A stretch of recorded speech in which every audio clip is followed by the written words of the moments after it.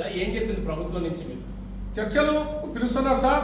చర్చలలో మాకు సానుకూలమైనటువంటి వాతావరణంలో చర్చలు సాగడం లేదు. గత 19 నెలల నుండి ఏదైతే చర్చలు జరుగుతూ ఉన్నాయో, ఏదైతే చెప్తున్నారో అదే విషయాన్ని ఇప్పుడు చెప్తా ఉన్నారు.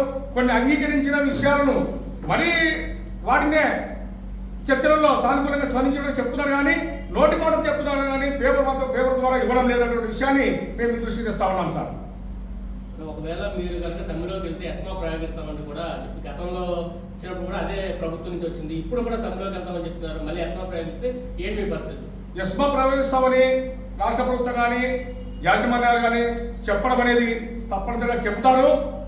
వాటన్నిటికీ మా న్యాయమైన సమస్యలు, మా న్యాయమైన కోరికలు ఏదైతే ఉన్నాయో అవి పరిష్కారం కావాలంటే ఖచ్చితంగా ఎస్మా ఉన్నా, ఏ చట్టం ఉన్నా కూడా మేము ప్రజాస్వామ్యబద్ధంగా మేము ఏదైతే ఇన్ టైంలో ఇవ్వాలనో ఇన్ టైంలో మేము నోటీస్ ఇచ్చాము.